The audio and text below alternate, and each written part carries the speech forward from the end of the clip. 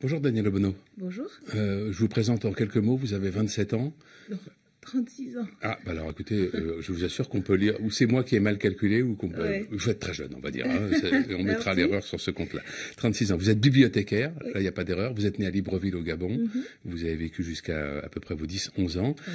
Vous avez été à la Ligue communiste révolutionnaire, puis au nouveau parti anticapitaliste, puis au Front de gauche, puis vous avez rejoint la France insoumise de Jean-Luc Mélenchon. Si on suit la logique, est-ce que dans quelques années, vous pourriez être au Parti socialiste? S'il existe encore, non. Je pense que le mouvement de la France insoumise est là pour durer, et c'est ce qu'on va construire. Comment vous concevez ce nouveau mandat que vous avez désormais, député de la République? Comme une grande responsabilité, surtout que c'est un mandat qui m'a été donné dans le contexte d'une forte abstention.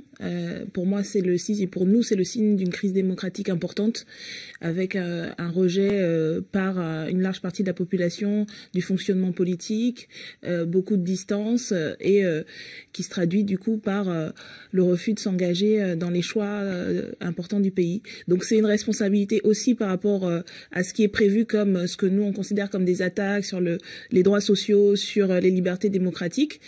Et l'enjeu, je pense, c'est d'être à la fois dans l'hémicycle pour défendre autre chose, faire entendre une autre voix, s'opposer autant qu'on peut, même si on n'a pas la majorité à ce qui est prévu, et puis faire en sorte qu'il y ait des mouvements sociaux, qu'il y ait un rapport de force plus large dans la société, qui permette de montrer l'illégitimité du gouvernement et de son programme, et commencer à changer les choses. Vous avez déjà réfléchi à la commission dans laquelle vous souhaitez siéger?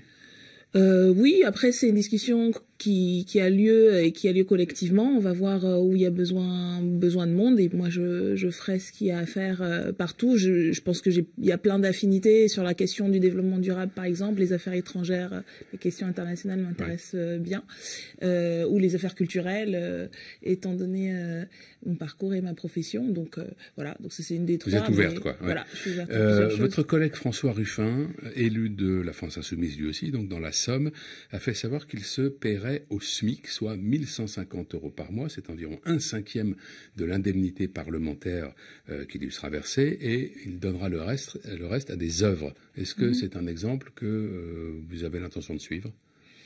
Non, pas précisément. Je trouve que c'est une bonne initiative qui lui fait honneur, et je pense que c'est surtout une manière de parler de la question du revenu et pourquoi il faudrait, ce que nous on défend, augmenter le SMIC et augmenter les salaires de manière générale. Donc c'est un bon argument politique.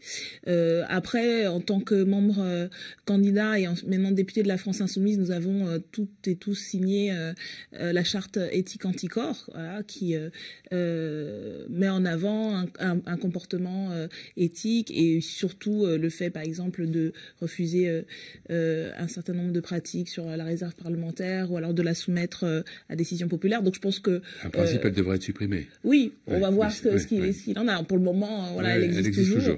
Et puis je pense que tout le monde fera ce qu'il y a à faire, notamment en termes de reversion au mouvement de la France insoumise, pour permettre de construire le mouvement. Donc je trouve que c'est très bien ce que fait François, et on va continuer à faire ce type de choses. Mais ça n'engage pas les autres, voilà, c'est une décision personnelle. Non, c'est une décision qu'il a prise lui, mais qui ne pose pas problème en soi au sein du groupe.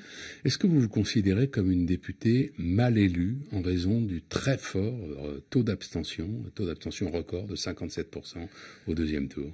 C'est une assemblée qui est mal élue dans ce cas-là, puisque c'est le cas pour l'ensemble. Oui. Mais donc chaque député est mal élu? Je sais pas ce qu'être bien élu ou mal élu dans une démocratie idéale où tout le monde participerait. Quelqu'un qui est élu à 80% de participation, s'il défend ou si elle défend un programme antidémocratique, antisocial, etc., je suis pas sûre que je pourrais considérer que ce soit bien élu. Je pense que nous sommes aujourd'hui une assemblée qui est élue dans un moment de crise démocratique profonde, une crise institutionnelle profonde.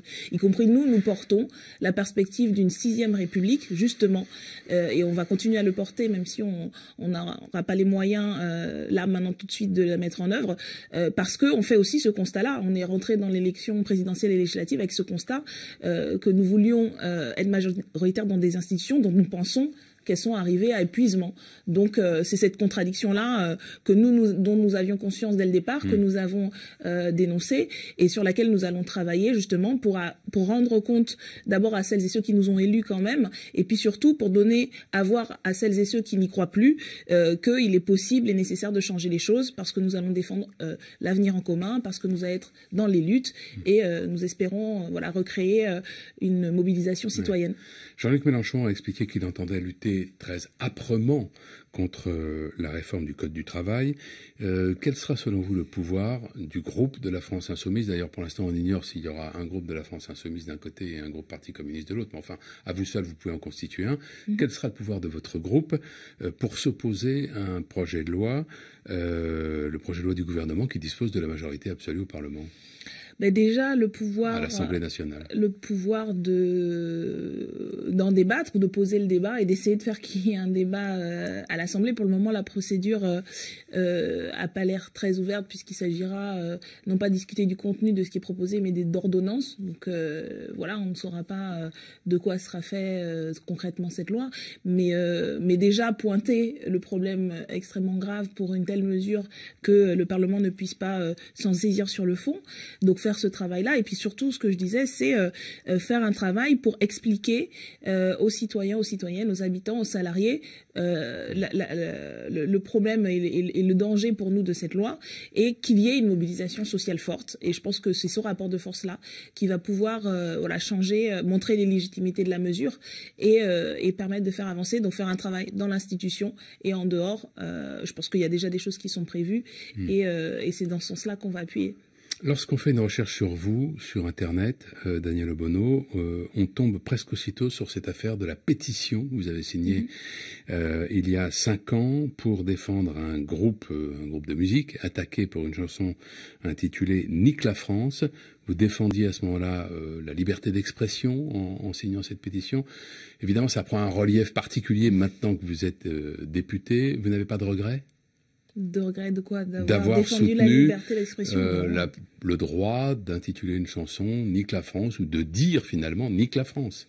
Non, j'ai expliqué, comme je l'ai expliqué, je pense que c'est important de défendre les libertés démocratiques, de défendre la liberté d'expression, et c'est dans ce cadre-là que j'ai participé avec d'autres à cette pétition qui indiquait effectivement que c'était à la fois pour la question que les artistes puissent pouvoir s'exprimer. Ce ne sont pas les premiers à avoir des paroles de provocation et ils s'inscrivent dans une longue tradition française.